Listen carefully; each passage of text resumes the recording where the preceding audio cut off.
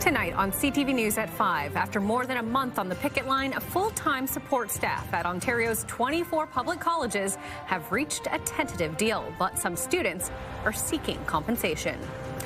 Plus, Mark Saltzman is here to talk all things tech, making your home a smart home with gadgets for the whole family. And the University of Waterloo startup changing how doctors can see inside of blood vessels, and it's getting the green light from Health Canada. CTV News at 5 starts right now.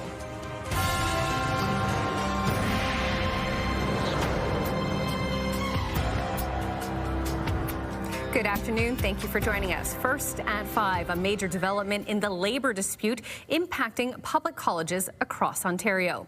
The union representing full-time support staff have reached a tentative deal with the College Employer Council, marking the end to a 5-week strike. 10,000 workers are expected to be back on the job tomorrow, but some students say they want to be compensated for the lack of services and supports. We still want to see compensation for all students who have suffered mental strain, physical strain, just educational strain, difficulties with life during this strike. Coming up at 6, CTV's Alexandra Hollick will hear what the union has to say about students' demands. A car plant in Brampton is in jeopardy, a sign of President Trump's trade war. Stellantis announcing it's moving production of the Jeep Compass from Canada to the United States. The Ontario plant has been down for nearly 2 years as Stellantis was retooling it for a new production line, but now that's not going to happen. Stellantis, formerly known as Chrysler, saying instead it is investing more than $600 million US to reopen an assembly plant in Illinois. The plant in Brampton had about 3,000 workers. Union leaders are outraged that the Compass is being moved. Donald Trump has been very clear from the beginning that he was coming for our auto jobs, and companies now are making decisions to appease Trump in this trade war, and we have to do everything possible as a country to protect these jobs. And that means right now Brampton is ground zero, and we expect both our federal and provincial governments to fight for these auto jobs with everything we have. Prime Minister Mark Carney issuing a statement calling the decision a direct consequence of U.S. tariffs and a sign of potential future U.S. trade actions. A man convicted of manslaughter and sexual assault after the death of a teen at a party in Puslinch will soon have his statutory release. CTV's Tony Grace joins us with more. Tony. Well, Christopher Watts has served his 12-year sentence for the death of Amanda Raymond, but remains behind bars after breaching his long-term supervision order. That breach included contacting and working with a female under the age of 16. The parole board has put strict new guidelines for Watts when he begins his statutory release next month after completing 2/3 of his sentence. CTV's Krista Simpson has details and reaction from Raymond's sister coming up tonight at 6. Also tonight, Waterloo Regional Police hoping to put 20 new officers on the streets. That plan is just part of the service's 2026 budget, which is asking Regional Council for $20 million more this year. That works out to around $57 more for the average household in regional taxes. The chief told the police board today the new officers are needed for high-demand policing areas. The 20 number to start was really carrying through the previous year allocations where we grew by 19, 18, and 18 over the past 3 years as a target point of how can we sustain reasonable growth, how can we sustain the hiring, the onboarding, and training of officers. There's also 2 superintendents built into that 20 that will allow us enhanced leadership.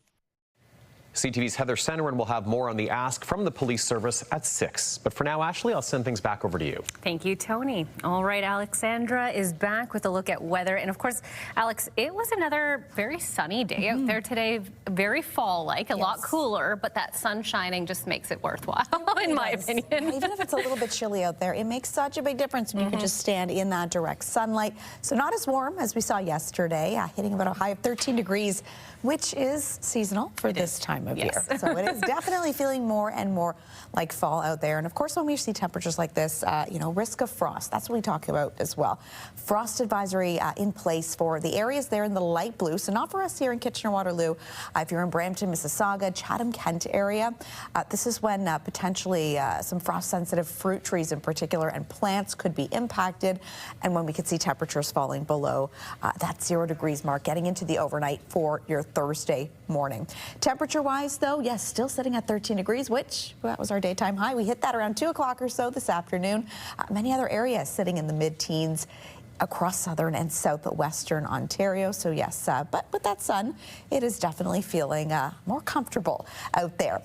And as we take a live look outside from Waterloo Park this hour, pretty nice day for a stroll. Like you said, that's Perfect day for a stroll. Really nice, still shining, but you might want to maybe layer up with a sweater or two. It's nice to see that frost warning isn't quite in our area yet. Not for us yet. Okay, well, thank you for that, Alex, and looking forward to seeing when that frost might be in our forecast a little later in the show.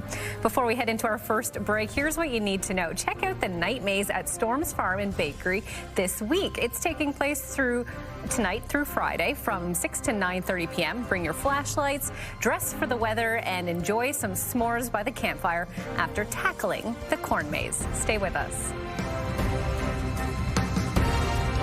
Download the CTV News app and stay on top of local stories as they unfold. We go to a dramatic scene unfolding. Customize your feed and watch live wherever you are. CTVKitchener.ca, your home for news.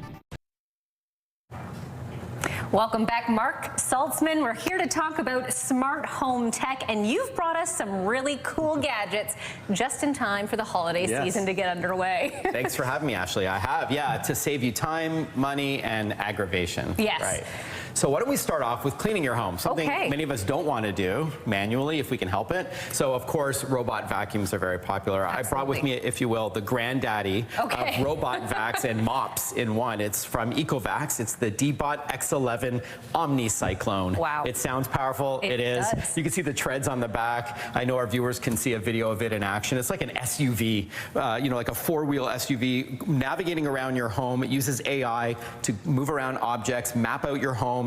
It's got some of the longest battery life out of any robot vac, so that means it's great for larger homes. It doesn't have to charge itself up so often. Okay. And when it detects it's running low on battery, it will drive itself back to a base, use hot water to clean the mop underneath. That's a cool feature. Love that, because otherwise it just uses that same dirty water and empties the dust and dirt and dog hair into a bin and not a bag. A lot of people don't know that you have to buy a bag with many other models, and they're not recyclable. You have to keep buying new ones. Of course. Not with this model. So this is great from EcoVacs.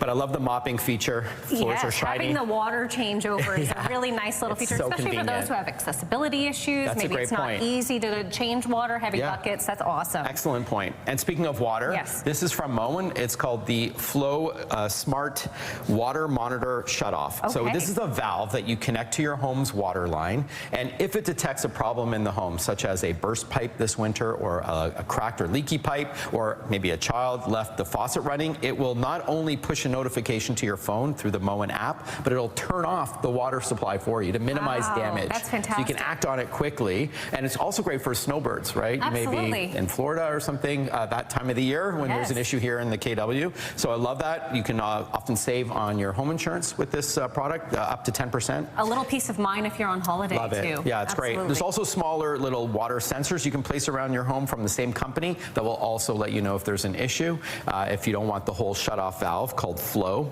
Next up. These are cool. Yeah, these are great. So this is from a company called Worx, so the W-O-R-X. These are some really high-tech tools from around the home that all work with the same battery system. Okay. Yeah, it's really clever. It's called Power Share. So you can stack up these different batteries depending on the task at hand. This is a brushless, blower sweeper, super light. I'd love for you to hold that. Oh my gosh. Even with the battery on it. Yeah, so it's really fun. to clean up this fall. You got those leaves outside.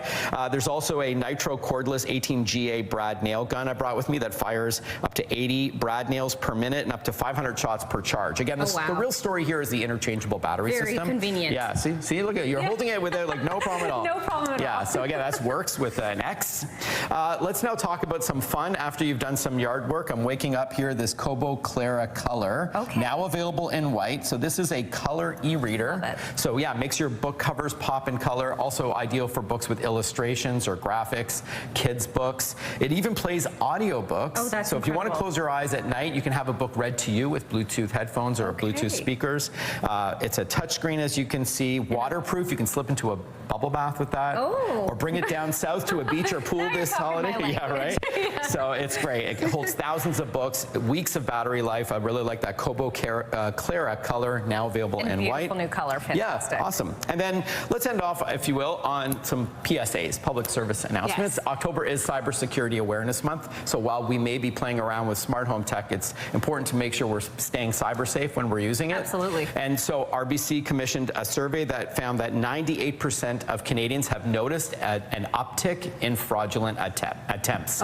Because of AI. They're targeting us in all ways. You may have seen it yourself. Yes. There's also deep fakes. And so there's a website. It's simply rbc.com/cyber that has actionable tips to stay safe, encouraging things like multi-factor authentication, where you don't just need your password to log into your bank, but also a code sent to your phone. If anybody asks for money over the holidays from a so-called friend or family member, double check with them in another fashion that it was really them. And if a bank contacts you that you think is your bank, don't call them with the number in the text. Look at the back of your card and call that number. Very good tip indeed. And just quickly, we've got some recycling tips. Yes, for finally. Your tech. Right. So before we buy our loved ones or ourselves some new tech this holiday season, it's important to recycle your old tech, your end-of-life electronics. I brought with me examples of what is inside of your old gear that can go into new products. Simply go to recyclemyelectronics.ca and type in your postal code or your address, and you'll find one of many free drop-off locations near you. Fantastic. Thank you, Mark, for being with us again Thanks, today. Ashley. Cheers. And here's what you need to know. It wouldn't be Oktoberfest without the annual So You Think You Can Dance competition. Head over to the Alpine Club in Kitchener tonight from 6 to 11 to check out the dance moves. You can get the tickets over on KW Oktoberfest's website.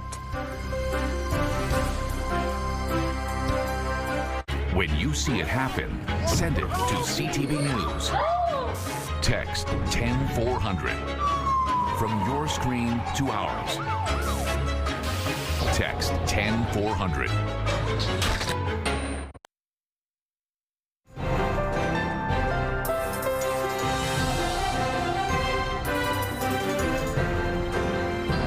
Well, Mother Nature seems to be bringing in some seasonal temperatures this week, and today being, you know, what is it, the 15th of October? We're flying through October. So we have a short week. Yeah, that's true. We missed Monday, and now I'm confused.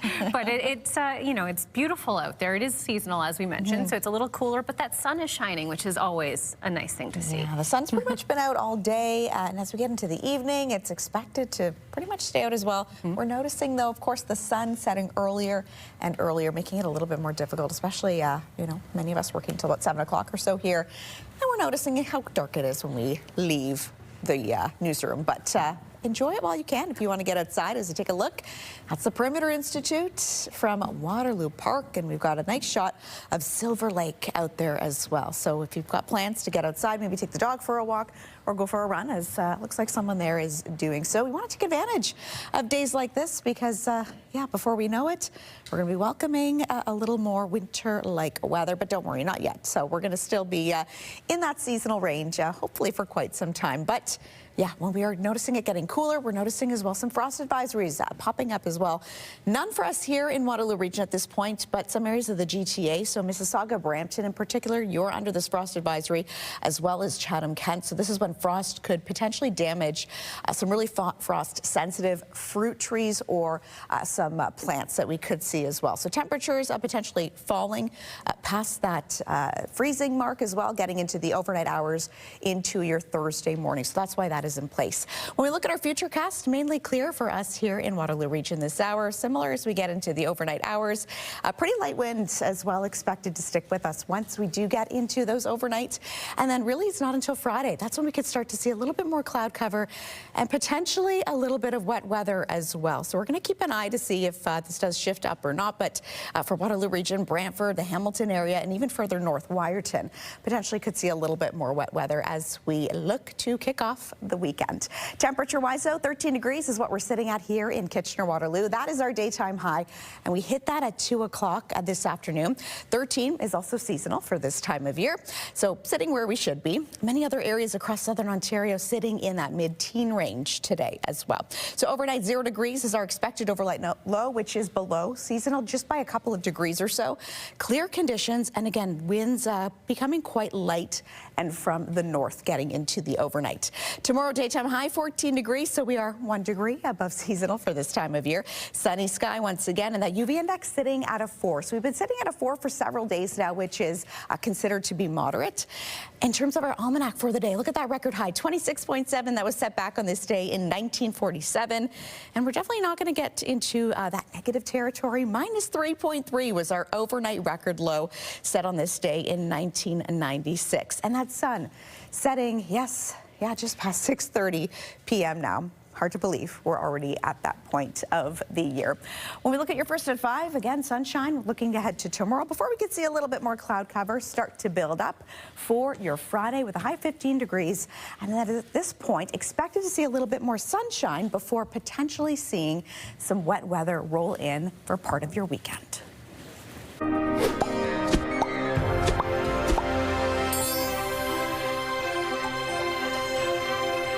Okay, looking at what's trending. Tensions are high heading into tonight's critical game between the Toronto Blue Jays and the Seattle Mariners. Jays fans are holding on to hope for a comeback. So my hope is we go in, take 3 from there, come back home, take another one, and then have a rest day before we go to the World Series. After a disappointing 10-3 loss on Monday, they trailed the Mariners 2-0 and will face off against them today for Game 3 in Seattle. Games 4 and 5 are also in Seattle, and Games 6 and 7, if needed, will shift back to Toronto. They'll be needed. Hopefully. They'll definitely be needed. Go Jays, go. Okay, well, let's switch gears. On the ice, it was an emotional start to the Habs home opener last night at the Bell Centre as Montreal paid tribute to Hall of Fame goaltender Ken Dryden. We dream, we imagine, we hope, because there's always a way. We are players. Those were some of Dryden's words from the book, The Game, as one of his masks sat atop the goal. Many of his former teammates were also on hand to honor the 6-time Stanley Cup winner. Okay, and as we head into a break, here's what you need to know. A wunderbar opportunity bringing together the women of Waterloo Region. Dame Fest breakfast is taking place Friday at 8 a.m. at the Walper Hotel in Kitchener. Enjoy a morning of speakers, networking, and of course, great food. Tickets can be purchased online. In tonight's Digital Dive, you can take a tour of the locations The Handmaid's Tale was filmed in Cambridge. The walking tour is self-guided. It features exhibits of the original film props and items on loan from the production company. The Gilead experience kicks off from October 22nd until November 6th. For more details about the tour and how to get a hold of the guide, our online team has you covered. Just scan the QR code on the corner of your screen or go to ctvnewskitchener.ca.